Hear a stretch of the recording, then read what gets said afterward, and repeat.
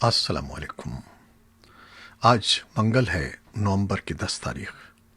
پاکستان میں اس وقت شام کے 7، بھارت میں 7:30 اور یہاں ہمارے اسٹوڈیوز کی گھڑیوں میں صبح کے 9 بج رہے ہیں۔ وائس آف امریکہ واشنگٹن کی اردو سروس سے میں ہوں خالد حمید، خبروں کے ایک بلیٹن کے ساتھ۔ امریکہ کے صدارتی انتخابات کے غیر سرکاری اور غیر حتمی نتائج کے مطابق ملک کے 46ویں نو منتخب صدر جو بائیڈن نے کورونا وائرس کی روک تھام کے سلسلے میں کام شروع کر دیا ہے۔ جو بائیڈن نے پیر کو کورونا وائرس سے نمٹنے کے لیے ماہرین پر مشتمل 13 رکنی ٹیم کا اعلان کیا ہے، جس میں ڈاکٹر وک مرتھی، سابق food and drug administration commissioner doctor David Kessler اور ییل یونیورسٹی کے ایسوسی ایٹ پروفیسر اور ایسوسی ایٹ ڈین ڈاکٹر اسمتھ شامل ہیں۔ جو بائیڈن نے اپنے ایک بیان میں کہا ہے کہ کورونا وائرس کی روک تھام ان کی انتظامیہ کے لیے سب سے بڑا چیلنج ہوگا اور ماہرین انہیں عالمی وبا کی صورتحال سے آگاہ کرتے رہیں گے۔ انہوں نے کورونا وائرس سے نمٹنے کے لیے 7 نکاتی منصوبہ پیش کرتے ہوئے بتایا ہے کہ تمام امریکیوں کے لیے کورونا ٹیسٹ کی سہولت مفت ہوگی اور ویکسین کی دستیابی کے بعد اس کی مساوی تقسیم کی جائے گی۔ دوسری جانب صدر ٹرمپ نے پیر کی شب اپنے ایک ٹویٹ میں کہا ہے کہ اگر جو بائیڈن ملک کے صدر ہوئے تو عوام کو مزید 4 سال کے لیے کورونا کی ویکسین دستیاب نہیں ہوگی۔ ان کے بقول اگر وہ نہ ہوتے تو فوڈ اینڈ ڈرگ ایڈمنسٹریشن کا ادارہ کورونا ویکسین کی اتنی جلدی منظوری نہ دیتا۔ انہوں نے الزام عائد کیا کہ بیوروکریسی لاکھوں جانیں ضائع کرتے گی۔ امریکی ذرائع ابلاغ جو بائیڈن کی کامیابی کا اعلان کر رہے ہیں تو دوسری جانب عالمی رہنماؤں کی جانب سے بھی جو بائیڈن کو مبارکباد دینے کا سلسلہ جاری ہے۔ تاہم صدر ٹرمپ انتخابات میں دھاندلی کا الزام عائد کر رہے ہیں اور انتخابی شکست تسلیم کرنے سے مسلسل انکار کر رہے ہیں۔ پیر کی شب صدر ٹرمپ نے ایک ٹویٹ میں اس خبر کو شیئر کیا جسے بتایا گیا تھا کہ انتخابات میں ووٹنگ کے عمل میں مبینہ بے ضابطگیوں کا معاملہ اٹارنی جنرل ولیم بر دیکھیں گے۔ امریکہ کے اٹارنی جنرل ولیم بر نے وفاقی پروسیکیوٹرز کو اختیار دے دیا ہے کہ وہ گزشتہ ہفتے ہونے والے صدارتی انتخاب میں مبینہ بے قاعدگیوں کی تحقیقات کریں۔ اٹارنی جنرل کے اس اقدام کے نتیجے میں محکمہ انصاف میں انتخابی جرائم کے شعبے کے نگراں اہلکار رچرڈ پلگر نے عہدہ چھوڑ دیا ہے۔ رچرڈ پلگر نے اپنے ساتھیوں کو بھیجی گئی ایک ای میل میں کہا ہے کہ وہ اٹارنی جنرل بر کے میمو اور اس کے ممکنہ اثرات پر غور کرتے ہوئے عہدہ چھوڑ رہے ہیں۔ امریکہ کے صدر ڈونلڈ ٹرمپ نے وزیر دفاع مارک ایسپر کو عہدے سے فارغ کر دیا ہے۔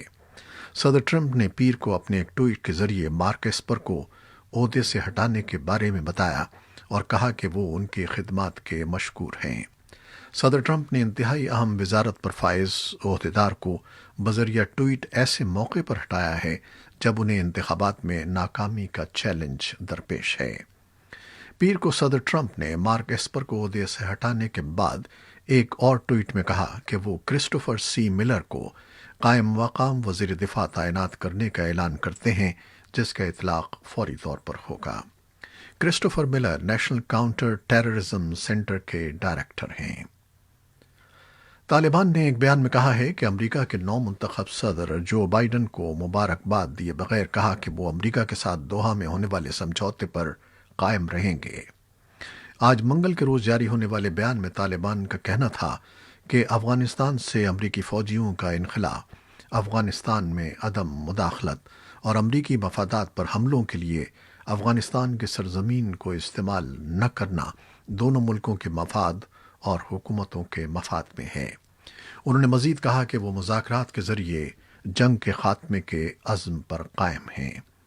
تاہم افغان صدر کے دفتر کا کہنا ہے کہ طالبان امریکہ کے ساتھ طے ہونے والے معاہدے کی پاسداری کرنے میں ناکام رہے ہیں اور انہوں نے افغانستان میں پرتشدد حملوں میں اضافہ کیا ہے۔ صدر اشرف غنی کے نائب ترجمان داوا خان میناپال نے وائس آف امریکہ کو بتایا ہے کہ افغان عوام اس معاہدے کے بعد حملوں کی شدت میں کمی کے خواہاں تھے۔ ترجمان کا کہنا تھا کہ پرتشدد حملے افغان عوام اور بین الاقوامی برادری کے لیے ناقابل قبول ہیں۔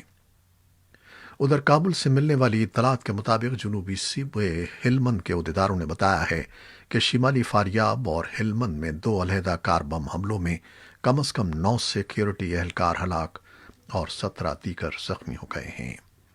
فاریاب صوبے کے المار ضلع میں کار بم حملے میں 10 شہریوں اور 4 سیکیورٹی عہدیداروں سمیت 14 افراد ہلاک ہوئے ہیں، جبکہ 10 زخمی ہوئے ہیں، جن میں 10 شہری شامل ہیں۔ فاریاب پولیس کے ایک ترجمان کریم یاروش نے وائس آف امریکہ کو بتایا کہ ضلعی پولیس ہیڈ کوارٹر کو نشانہ بناتے ہوئے کار بم حملے کے بعد کئی خودکش بم حملے ہوئے ہیں اور لڑائی شروع ہو گئی ہے، جس کے نتیجے میں 10 شہری اور 4 سیکیورٹی اہلکار ہلاک ہوئے ہیں۔ طالبان نے المار حملے کی ابھی تک تصدیق نہیں کی ہے۔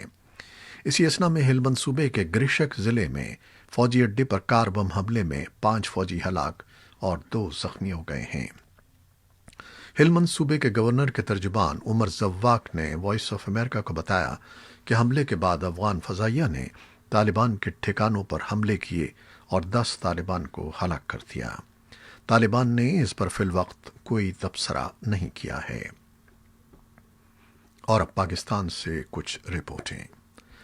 ایران کے وزیر خارجہ جواد ظریف پاکستان کے 2 روزہ دورے پر منگل کو اسلام آباد پہنچ رہے ہیں۔ ایران کی وزارت خارجہ کے مطابق پاکستان کے دورے میں وزیر خارجہ جواد ظریف ایک اعلیٰ سطحی وفد کے ہمراہ اپنے پاکستانی ہم منصب شاہ محمود قریشی سمیت پاکستان کے سول اور عسکری قیادت سے ملاقات کریں گے۔ دو طرفہ امور کے علاوہ علاقائی معاملات پر گفتگو کی جائے گی۔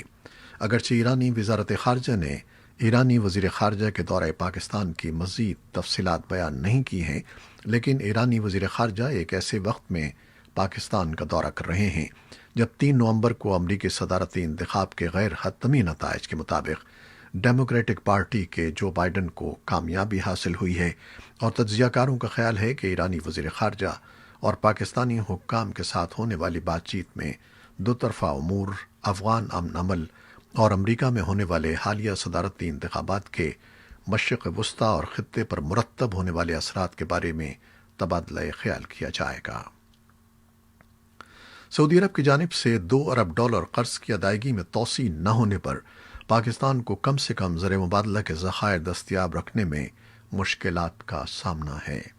پاکستان کے مرکزی بینک کے پاس $12 ارب سے کچھ زائد غیر ملکی زر مبادلہ کے ذخائر موجود ہیں، جو زیادہ تر غیر ملکی قرض سے حاصل کیے گئے ہیں۔ مغربی بغداد میں قائم ایک چوکی پر اتوار کو ہوئے داعش کے ایک مبینہ حملے میں 11 افراد ہلاک ہو گئے ہیں۔ عراق کے سیکیورٹی عہدیداروں اور طبی عملے نے خبر رساں ادارے AFP کو بتایا ہے کہ اس چوکی پر ریاستی سرپرستی میں قبائلی فورس کے افراد تعینات تھے۔ ادارے کی خبر میں کہا گیا ہے کہ داعش جنگجوؤں نے چوکی پر تعینات قبائلیوں پر دستی بم پھینکے اور پھر فائرنگ کی۔ یہ چوکی دارالحکومت بغداد کے جنوبی مضافاتی علاقے میں بغداد ایئرپورٹ کے قریب ہے۔ ایک سیکیورٹی ذرائع کا کہنا ہے کہ داعش حملہ آوروں نے نگرانی کرنے والے مینارے پر حملہ کیا، جس میں 5 قبائلی ہلاک ہو گئے، جبکہ ہلاک ہونے والے 6 مقامی افراد تھے جو حملہ پسپا کرنے کے لیے قبائلیوں کی مدد کو آئے تھے۔ طبی عملے نے AFP کو ہلاکتوں کی تصدیق کرتے ہوئے بتایا کہ 8 زخمیوں کو بغداد کے ایک ہسپتال میں داخل کروا دیا گیا ہے۔ آرمینیا اور آذربائیجان نے نگورنو کاراباخ میں 6 ہفتوں کی لڑائی کے بعد فائر بندی سمجھوتے کا اعلان کر دیا ہے۔ اس تنازع میں اب تک کم از کم 1300 افراد ہلاک ہو چکے ہیں۔ اس سمجھوتے کی شرائط کے تحت روس نے منگل کے روز کہا ہے کہ اس نے تقریباً 2000 امن کارنوں کی تعیناتی کا آغاز کر دیا ہے، جنہیں 5 برسوں کے لیے علاقے میں بھیجا جا رہا ہے۔ اس سے پہلے ہونے والی فائر بندی ناکام ہوتی رہی ہے، لیکن تازہ ترین فائر بندی ایک ایسے وقت پر کی گئی ہے جب حالیہ دنوں میں آذربائیجان کی افواج کو بڑی کامیابیاں ملی ہیں، جن میں ان کی جانب سے اہم قصبے شوشا پر قبضہ کرنے کا دعویٰ بھی شامل ہے۔ فائر بندی کے سمجھوتے میں آذربائیجان کے لیے زور دیا گیا ہے کہ وہ ستمبر سے شروع ہونے والی اس لڑائی میں حاصل کیے گئے علاقوں پر اپنا کنٹرول قائم رکھے۔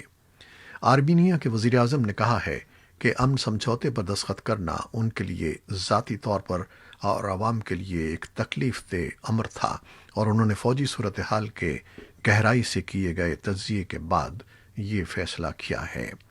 آرمینیا میں اس فیصلے پر اشتعالی رد عمل سامنے آیا ہے اور سینکڑوں مظاہرین سرکاری عمارتوں کے باہر جمع ہو گئے اور نگورنو کاراباخ کو کبھی نہ چھوڑنے کے نعرے لگائے۔ کچھ مظاہرین نے پارلیمان پر دھاوا مارا اور وزیر اعظم کے استعفے کا مطالبہ کیا۔ اور اب کرونا وائرس کی صورتحال۔ کرونا وائرس سے دنیا بھر میں کیسز کی تعداد 5 کروڑ سے تجاوز کر گئی ہے۔ جان ہاپکنز یونیورسٹی کے اعداد و شمار کے مطابق عالمی وبا سے اب تک دنیا بھر میں 12,56,000 سے زائد اموات ہو چکی ہیں۔ متاثرہ افراد کے لحاظ سے امریکہ 99 لاکھ کیسز کے ساتھ سب سے آگے ہے، اس کے بعد بھارت میں 85 لاکھ کیسز اور پھر برازیل میں 56 لاکھ کیسز سامنے آئے ہیں۔ اموات میں بھی امریکہ سب سے آگے ہے، جہاں 2,37,572 اموات ہو چکی ہیں۔ برازیل میں اموات کی تعداد 1,62,000 ہے، جبکہ بھارت میں 1,26,000 سے زیادہ افراد ہلاک ہو چکے ہیں۔ پاکستان میں کورونا کی دوسری لہر میں شدت آ گئی ہے۔ کورونا وائرس کے فعال کیسز کی تعداد 20,000 سے زائد ہو گئی ہے، جبکہ گزشتہ 24 گھنٹوں میں 23 افراد کورونا کے باعث فوت ہو گئے ہیں۔ مزید 1,637 نئے کیسز کے بعد مجموعی کیسز کی تعداد 3,46,476 ہو گئی ہے۔ وفاقی دارالحکومت اسلام آباد میں مزید تعلیمی اداروں کو سیل کر دیا گیا ہے، جبکہ راولپنڈی کے 4 علاقوں میں اسمارٹ لاک ڈاؤن کے نفاذ کا اعلان کیا گیا ہے۔ ماہرین صحت کہتے ہیں کہ جلدی لاک ڈاؤن جلد ختم کرنے کے نتائج اب سامنے آ رہے ہیں۔ امریکی دواساز کمپنی فائزر نے دعویٰ کیا ہے کہ اس کے بنائی گئی کورونا وائرس کی تجرباتی ویکسین 90% سے زائد مؤثر ثابت ہوئی ہے۔ کمپنی اسے کورونا وبا کے خلاف بڑی کامیابی قرار دے رہی ہے، جس کے باعث اب تک پوری دنیا میں 12,57,000 سے زائد افراد ہلاک ہو چکے ہیں۔ پیر کو فائزر اور اس کی معاون جرمن کمپنی بائیو این ٹیک یہ دعویٰ کرنے والی دنیا کی پہلی دواساز کمپنیاں بن گئی ہیں، جنہوں نے بڑے پیمانے پر کلینکل ٹرائل کے بعد اعداد و شمار جاری کیے ہیں۔ کمپنی کا کہنا ہے کہ ٹرائل میں ثابت ہوا ہے کہ ویکسین کے استعمال سے کوئی منفی رد عمل نہیں ہوا، جس کے بعد رواں ماہ امریکی حکومت کی منظوری کے بعد اس کی ہنگامی ترسیل شروع کی جا سکتی ہے۔